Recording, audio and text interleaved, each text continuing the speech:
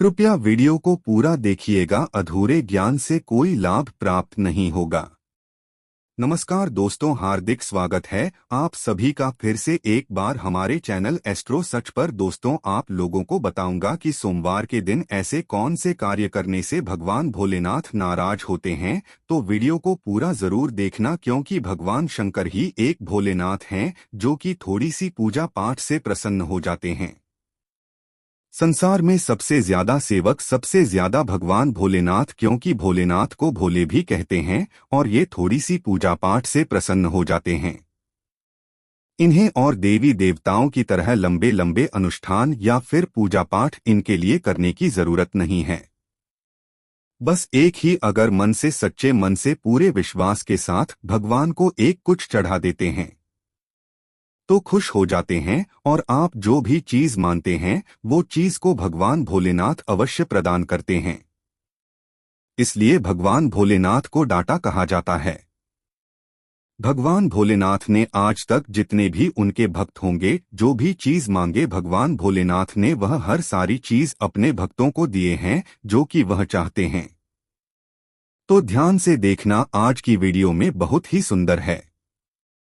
सर्वप्रथम तो जो लोग भगवान भोलेनाथ की कृपा प्राप्त करना चाहते हैं, ऐसे व्यक्ति को रुद्राक्ष धारण करना चाहिए। ऐसे व्यक्ति को पारद शिवलिंग की पूजा करनी चाहिए।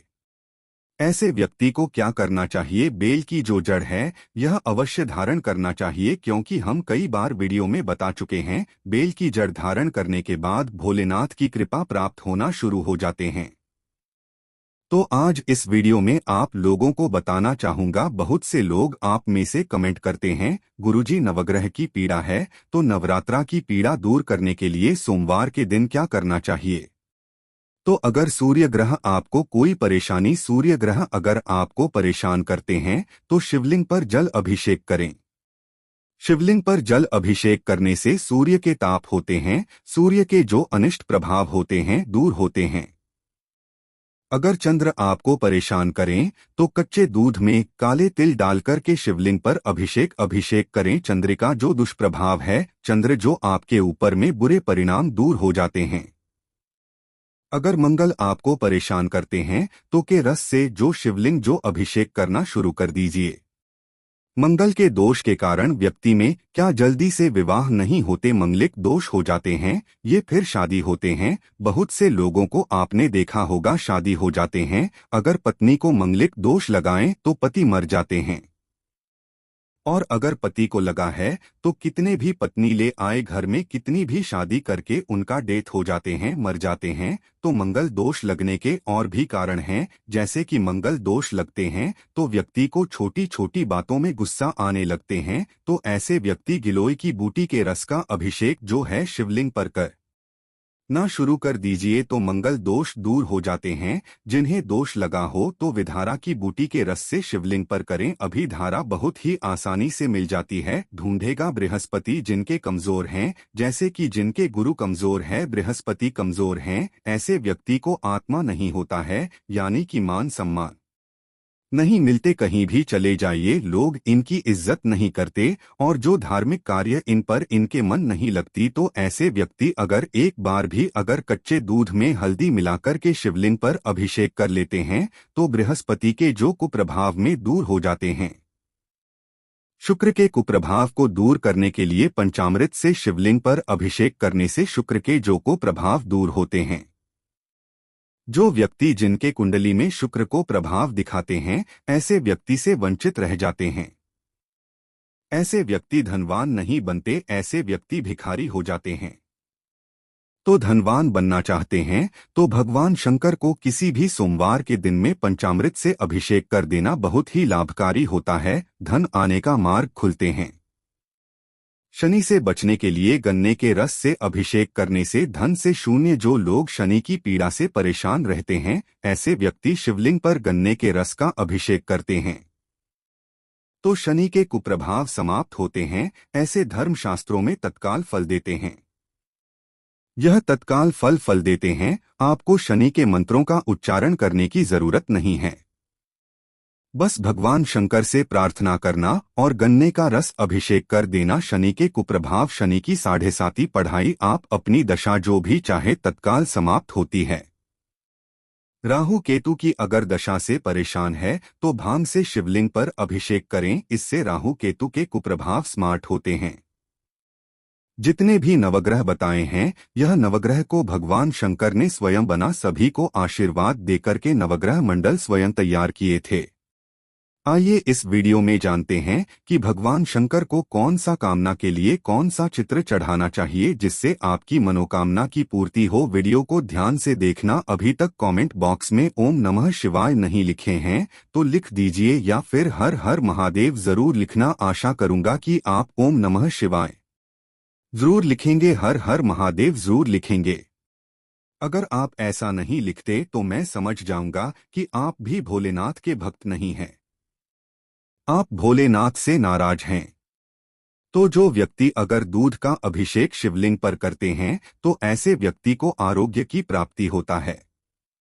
दही का अभिषेक करते हैं शिवलिंग पर तो जीवन में हर्ष और उल्लास की होता है से है। जी हाँ, शिवलिंग पर अगर कोई व्यक्ति शहद चढ़ाते हैं तो सौंदर्य की प्राप्ति होता है, वाणी में मिठास आता है और समाज में लोकप्रियता बढ़ता है। समाज में आपके मन सम्मान प्रतिष्ठा बढ़ता है। सेहत चढ़ाने से ही का अगर शिवलिंग पर अभिषेक करते हैं तो हमें तेजी से, कोई व्यक्ति ही पर भी का अभिषेक करते हैं शिवलिंग पर तो हमें तेजी से हमारे शरीर में देश की प्राप्ति होता है, ऊर्जा की प्राप्ति होता है। शक्कर का शिवलिंग पर अभिषेक करते हैं तो सुख समृद्धि ऐश्वर्य की प्राप्ति। और कोई व्यक्ति अगर इत्र का कोई व्यक्ति जो है भगवान शंकर पर इत्र का अभिषेक करते हैं। इत्र का अभिषेक कैसे करते हैं? जो जल जिसमें आप पानी चढ़ाने, जो लोटे आपने पानी चढ़ाने के लिए रखे हैं, जल्द रखे हैं, उस जल में इत्र की कुछ बूंदें डालना होता है तो इसे इत्र का अभिषेक बोल सकते हैं। तो यह अगर आप भगवान शंकर भी इत्र का अभिषेक करते हैं तो इसे धन की प्राप्ति होता है और आरोग्य की प्राप्ति होता है। जो बार बार भीमा पड़ते हैं, समझ में नहीं आ रहा है करें तो करें क्या, सभी मां से परेशान हो चुके हैं, ऐसे व्यक्ति का अभिषेक भोलेनाथ को जरूर करें। उसी टाइम से तत्काल रिजल्ट मिलते हैं। फिर देखना स्वास्थ्य जो है, स्वास्थ्य में धीरे धीरे सुधार आना शुरू हो जाते हैं। और अगर ये इत्र का अभिषेक करते हुए महामृत्युंजय मंत्र का पाठ करके फिर सोने पे सुहागे हैं, मृत्यु लिए व्यक्ति को भी जीवित किया जा सकता है। इस उपाय से अगर कोई व्यक्ति सुगंधित तेल का अभिषेक शिवलिंग पर करते हैं तो ऐसे व्यक्ति को धन्य धन की प्राप्ति होता है, जीवन में सभी भौतिक सुखों की प्राप्ति होता है। शिवलिंग पर चंदन का अभिषेक करने से समाज में यश और मान सम्मान की प्राप्ति होता है। और अगर व्यक्ति केसर अगर अर्पित करते हैं तो दाम्पत्य जीवन सुखमय होता है। विवाह में आने वाले समस्त जो अड़चने होती हैं, जिनकी विवाह में कोई तकलीफ बारी बाधा आ रही है, ऐसे व्यक्ति चढ़ा तो बिल्कुल ही अड़चने दूर होती है। मनचाहा जीवन साथी प्राप्त होता है। विवाह के योग जो योग हैं वह शीघ्र बनते हैं। अगर कोई व्यक्ति भांग अगर शिवलिंग पर चढ़ाते हैं तो समस्त पाप जितने भी पूर्व समय में किए गए तो आप होते हैं, दोष होते हैं, वो दूर हो जाते हैं। धतूरे चढ़ाते हैं भगवान शंकर को तो पुत्र की प्राप्ति होता है, कुल का नाम रोशन होता है और इससे शंकर के साक्षात आशीर्वाद प्राप्त होते हैं। आंवले का रस अगर आप शिवलिंग पर चढ़ाते हैं तो दीर्घायु की प्राप्ति होता है, आकार मृत्यु कभी नहीं होता। दोस्तों, अभी तक वीडियो को लाइक नहीं किए तो लाइक जरूर कर देना और हमारे चैनल को सब्सक्राइब जरूर कर लेना। गन्ने का रस अभिषेक करने से घर में आपसी जो प्रेम है वह बढ़ता है, धन की भी प्राप्ति होता है। अगर कोई व्यक्ति गेहूं शिवलिंग पर चढ़ाते हैं तो योग्य संतान की प्राप्ति होता है। या फिर जिनके घर में संतान नहीं आ रहे हैं, ऐसे व्यक्ति के घर में संतान की किलकारी गूंजने लगते हैं।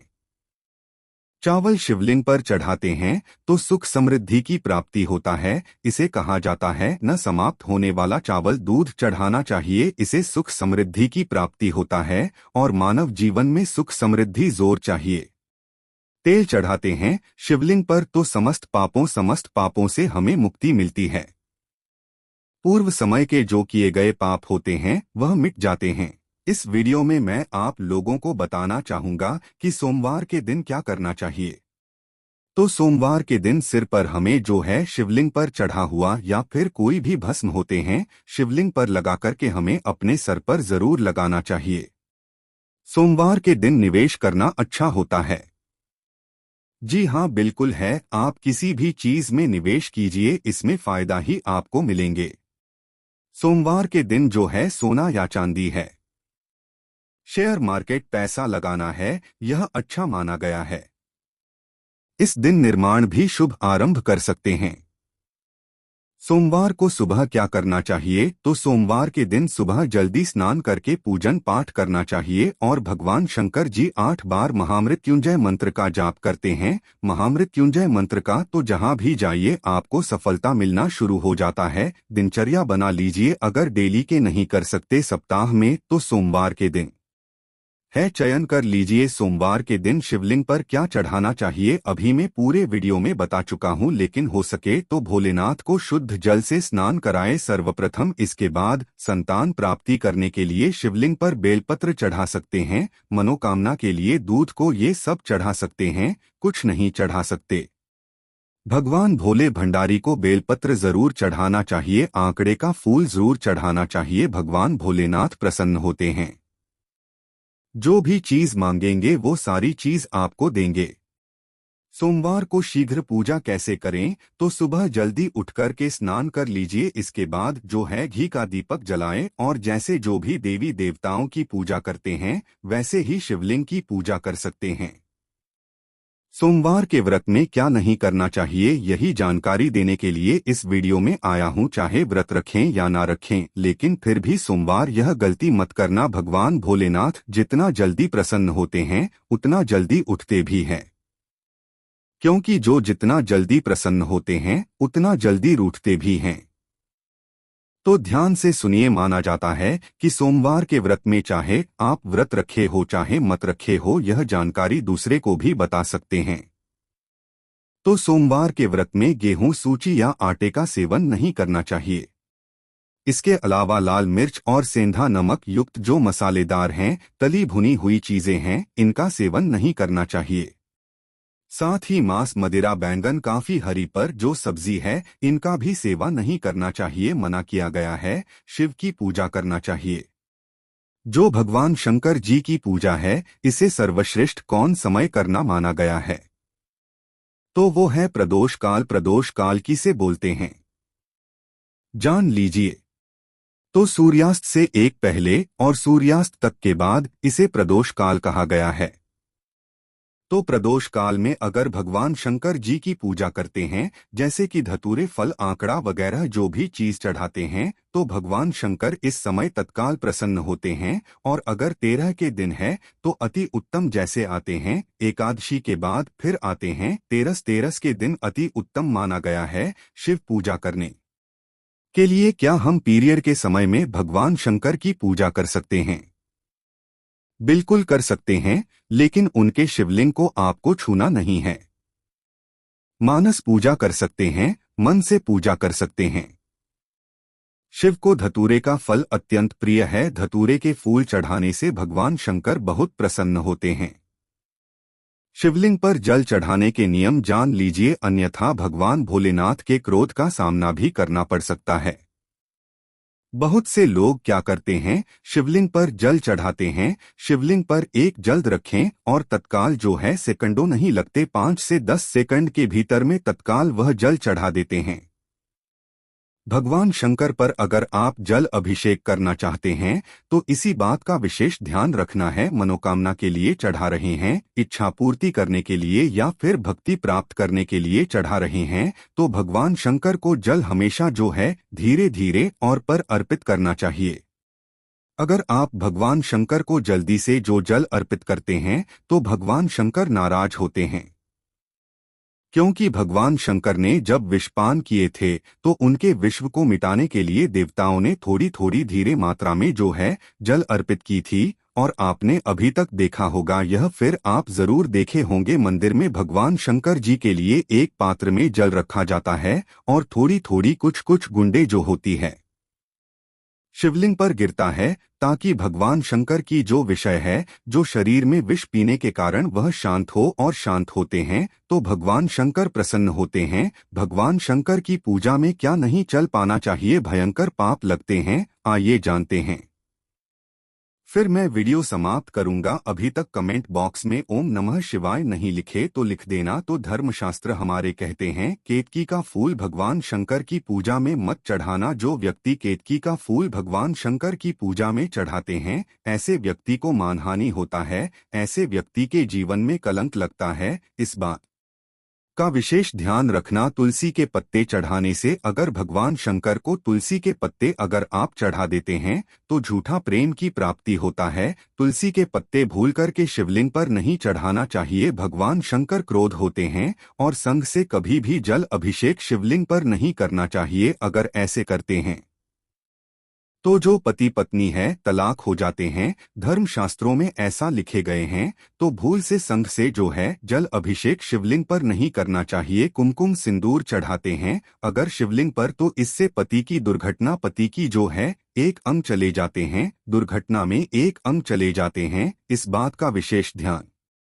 रखना। भूल कर के कुमकुम या सिंदूर शिवलिंग पर मत चढ़ाना। नारियल का पानी भी शिवलिंग पर नहीं चढ़ते और हल्दी भी नहीं चढ़ते। अगर कोई व्यक्ति शिवलिंग पर हल्दी चढ़ाते हैं तो ऐसे व्यक्ति जो विवाह देरी से होते हैं और जिनके विवाह हो चुके हैं, ऐसे व्यक्ति के जीवन में फिर वैवाहिक जीवन में परेशानी आना शुरू हो जाते हैं। तो सोमवार के दिन अगर आप व्रत रखते हैं या फिर भगवान शंकर की पूजन पाठ करते हैं तो इन बातों का विशेष रूप से ध्यान रखना जरूरी है। अगर वीडियो में बताए गए जानकारी अच्छी लगी तो वीडियो को लाइक कीजिए और हाँ, इसे अपने दोस्तों यारों में शेयर करना ना भूलें ताकि उन्हें भी यह जानकारी प्राप्त हो। ओम नमः शिवाय। हर हर महादेव।